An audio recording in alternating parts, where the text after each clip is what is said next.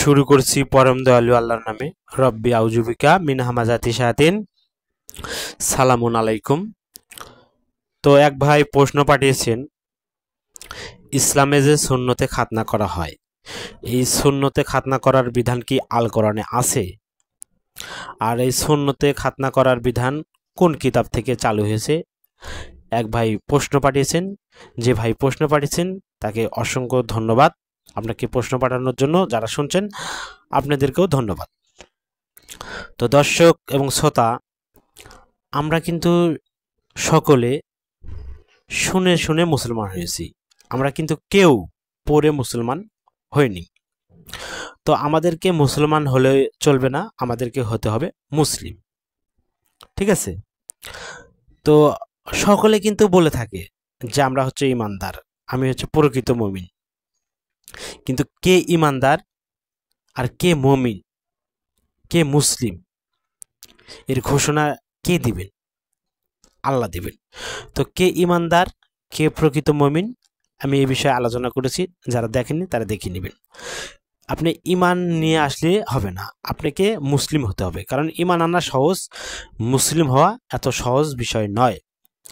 কারণ আমরা যদি 3 নম্বর সূরা আল ইমরানের 102 নম্বর আয়াত দেখি, সেখানে বলা হচ্ছে, তোমরা যারা ইমান এনেছো শোনো, তোমরা কি করো? আল্লাহকে ভয় করো, আর মুসলিম না হয়ে তোমরা কখনো মৃত্যুবরণ করিও না।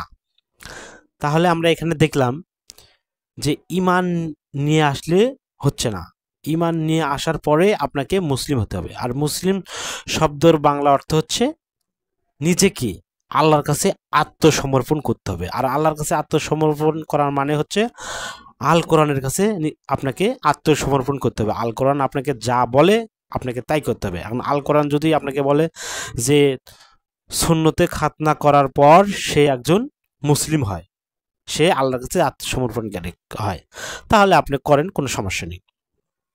কিন্তু কোরআন যে বিষয়ে আপনাকে কোনো নির্দেশ দেয় না, সে বিষয়ে আপনি করতে পারবেন না। এখন হয়তো আমাকে বলতে পারেন যে এত এত হুজুর, এত এত আলেম, এত হাজার হাজার পীর সাহেব, এত এত শাইখুল হাদিস, তারা কি ভুল আমাদেরকে শিক্ষা দিচ্ছে?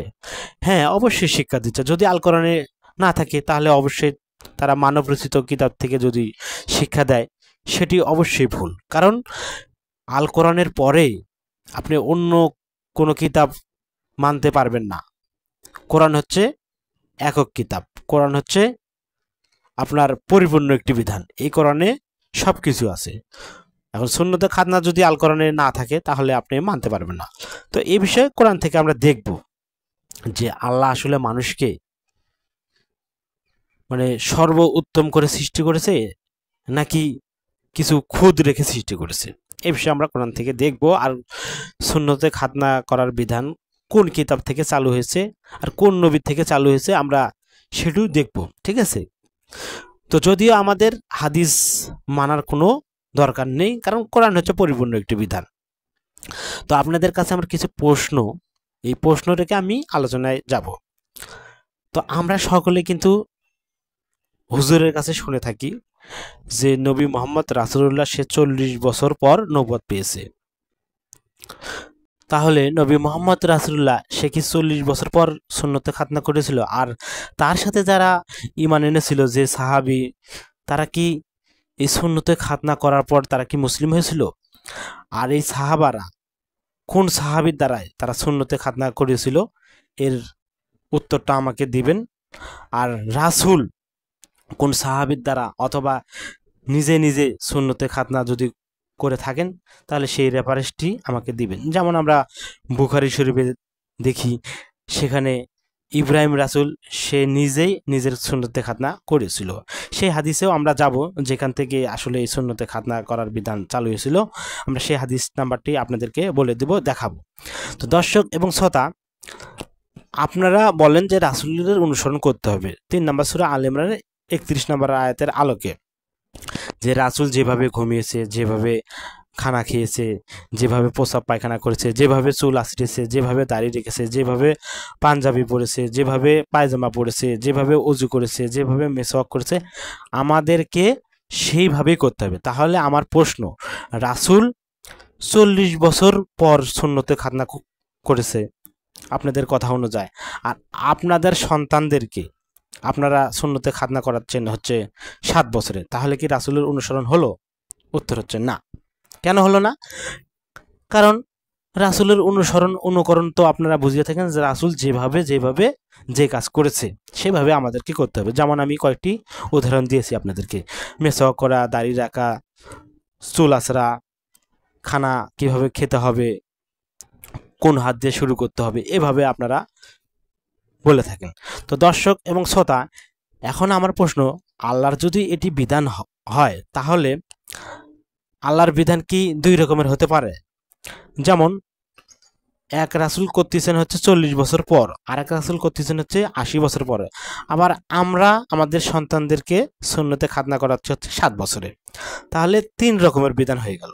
আল্লাহর বিধান তো আর অনেক রকমের না, আল্লাহর বিধান হচ্ছে একটি। আমরা যদি 33 নম্বর সূরা আযাবের 62 নম্বর আয়াত দেখি, সেখানে বলা হচ্ছে যে তুমি আল্লাহর নিয়মে, আল্লাহর বিধানে কোনো পরিবর্তন পাবা না। আরও আমরা যদি দেখতে চাই 17 নম্বর সূরা বনী ইসরাইলের 77 নম্বর আয়াতে, যে তুমি আল্লাহর কোনো সুন্নতের পরিবর্তন পাবা না।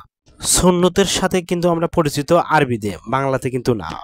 সুন্নতের বাংলা অর্থ হচ্ছে বিধান, নিয়ম, যে আল্লাহর বিধানে তুমি কোনো পরিবর্তন পাবা না, দেখবে না। ঠিক আছে? তো দর্শক এবং শ্রোতা, আমরা কিন্তু কোরআন থেকে এটি স্পষ্ট হলাম যে আল্লাহর বিধানে কোনো পরিবর্তন নেই। ঠিক আছে? আল্লাহর নিয়মে কোনো পরিবর্তন নেই, বিধানে কোনো পরিবর্তন নেই।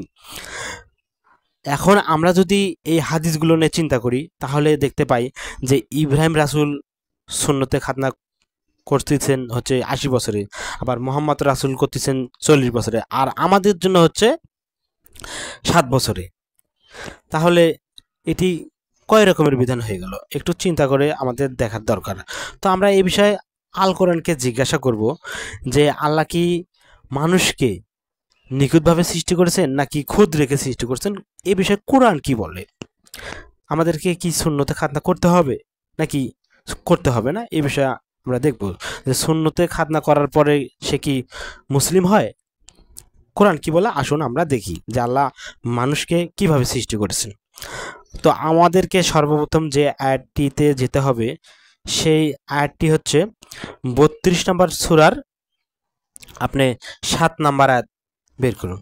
এখানে দেখুন কি বলা হচ্ছে, যিনি তার প্রত্যেকটি সৃষ্টিকে সুন্দর করেছেন এবং কাদামাটি থেকে মানব সৃষ্টির সূচনা করেছেন। এখানে আল্লাহ বলতেছেন যিনি তার প্রত্যেকটি সৃষ্টিকে সুন্দর করেছেন, শুধু মানুষ সৃষ্টিকে তিনি সুন্দর করেন নাই, আল্লাহর যত সৃষ্টি আছে সব সৃষ্টিকে তিনি সুন্দর করে সৃষ্টি করেছেন। আসুন আমরা পরের আয়াতটিতে যাই। এই আয়াতটি আপনি বের করুন 40 নম্বর সূরার, এই সূরার 64 নম্বর আয়াত। আল্লাহ পৃথিবীকে করেছেন তোমাদের জন্য বাসস্থান, ঠিক আছে, আকাশকে করেছেন ছাদ, এবং তিনি তোমাদেরকে আকার দান করেছেন, অতঃপর তোমাদের আকৃতি সুন্দর করেছেন। কি বুঝলেন এখানে? আপনি একবার না বুঝলে বারবার পড়ে আপনি বুঝবেন। ঠিক আছে? বারবার পড়লে আপনি অবশ্যই বুঝতে পারবেন। আবার আপনাদেরকে আমি আয়াতটি শুরু থেকে পড়ে শোনাচ্ছি। আল্লাহ পৃথিবীকে করেছেন তোমাদের জন্য বাসস্থান, আকাশকে করেছেন ছাদ, এবং তিনি তোমাদেরকে আকার দান করেছেন, অতঃপর তোমাদের আকৃতি সুন্দর করেছেন। দেখুন এখানে আকার সুন্দর করেছেন, এবং তিনি তোমাদেরকে দান করেছেন পরিচ্ছন্ন রিজিক। তিনি আল্লাহ তোমাদের পালনকর্তা, বিশ্ব জগতের পালনকর্তা, আল্লাহ বরকতময়। তাহলে আল্লাহ মানুষকে সুন্দর করে সৃষ্টি করেছেন। আসুন আমরা আরো দুটি আয়াত দেখব। এবার আপনি বের করুন 64 নম্বর সূরার তাগাবুনের 3 নম্বর আয়াত। তিনি নবমণ্ডল ও ভূমণ্ডলকে যথাযথভাবে সৃষ্টি করেছেন এবং তোমাদেরকে আকার দান করেছেন, অতঃপর সুন্দর করেছেন তোমাদের আকৃতি। তাহলে আল্লাহ মানুষকে সুন্দর করেছেন, আর কি করেছেন? আকৃতি,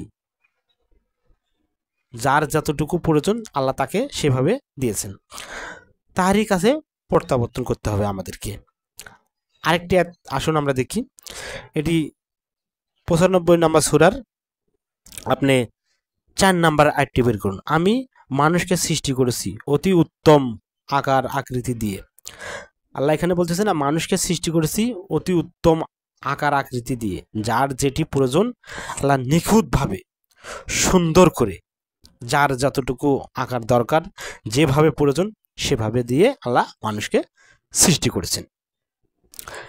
কিন্তু আমাদেরকে এই সুন্নতে খাতনা করে বোঝানো হচ্ছে যে আল্লাহ মানুষকে সুন্দর করে বা নিখুঁতভাবে আল্লাহ সৃষ্টি করেননি। কারণ যদি আপনি এই মুসলমানি করার পরে যদি আপনি মুসলিম হন বা মুসলমান হন, তাহলে তো মনে হচ্ছে যে আল্লাহ পরিপূর্ণভাবে একটি মানুষকে সৃষ্টি করার যোগ্যতা রাখেন না। মাজ আল্লাহ আউজুবিল্লাহ আনাকুনা মিনাল জাহিলিন। তো দর্শক এবং শ্রোতা, আমরা এই আয়াতগুলো থেকে দেখলাম যে আল্লাহ মানুষকে অতি উত্তম সুন্দর করে সৃষ্টি করেছেন, যার যতটুকু প্রয়োজন তাকে সেইভাবে আল্লাহ সৃষ্টি করেছেন। তো আমরা 4 নম্বর সূরার 119 নম্বর আয়াতে দেখতে পাই যে শয়তান মানুষকে আল্লাহর সৃষ্টিকে বিকৃত করার জন্য কুমন্ত্রণা দেয়, সে ধোঁকা দেয়, মানুষকে ধোঁকা দিয়ে সে বোকা বানায়। তো শয়তানের যেন আমরা চক্রান্তে না পড়ি, এদিকে আমাদেরকে খেয়াল রাখতে হবে যে আমরা কোন কাজ আল্লাহর কোরআন অনুযায়ী করছি আর কোন কাজ কোরআনের বাইরে থেকে করছি। তো দর্শক, যে ভাই প্রশ্ন পাঠিয়েছিলেন যে কোন বিধান থেকে এই সুন্নতে খাতনা করার বিধান চালু হয়েছে, তো আপনি হাদিস নাম্বারটি দেখুন, এটি বুখারী শরীফ থেকে চালু হয়েছে।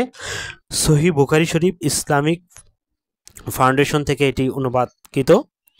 তো হাদিস নাম্বার হচ্ছে 6298 নম্বর হাদিস। আবু হুরায়রা থেকে হাদিসটি বর্ণিত হয়েছে। রাসূল সাল্লাল্লাহু আলাইহি সাল্লাম বলেছেন, ইব্রাহিম রাসূল 80 বছর বয়সের পর সে নিজেই নিজের সুন্নতে খাতনা করেছে। যাই হোক, আপনারা চাইলে হাদিসটি দেখে নিতে পারেন, পড়ে নিতে পারেন। আমি হাদিস নাম্বারটি আপনাদেরকে বলে দিলাম, আপনারা দেখুন। এই হাদিসে ইব্রাহিম রাসূল নিজে তার সুন্নতে খাতনা করেছে। আর এই বিধান থেকে, এই বুখারী থেকে এই সুন্নতে খাতনা করার বিধান চালু হয়েছে। সুন্নতে খাতনা করার বিধান আল কোরআনে নেই। তো অনেকে বলতে পারেন যে রাসূল এই বিধান দিয়েছে, সুন্নতে খাতনা করার বিধান চালু করে দিয়েছে। তো দর্শক, এটি ঠিক নয়।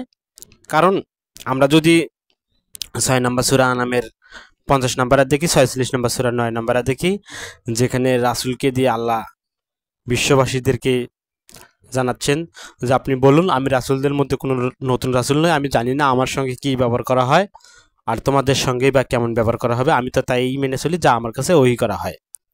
তাহলে আমরা দেখলাম যে আমি তো তাই মেনে চলি যা আমার কাছে ওহি করা হয়। তাহলে রাসূলের কাছে যা ওহি করা হয়েছে আল্লাহর পক্ষ থেকে, রাসূল তাই অনুসরণ করেছে, তাই মেনেছে, এর বাইরে অন্য কিছু তিনি করেননি। আর কারো কাছে কোনো বিধানও প্রচার করেননি, নিজস্ব কোনো বিধান তিনি প্রচার করেননি, শুধু ওহির প্রচার করেছেন।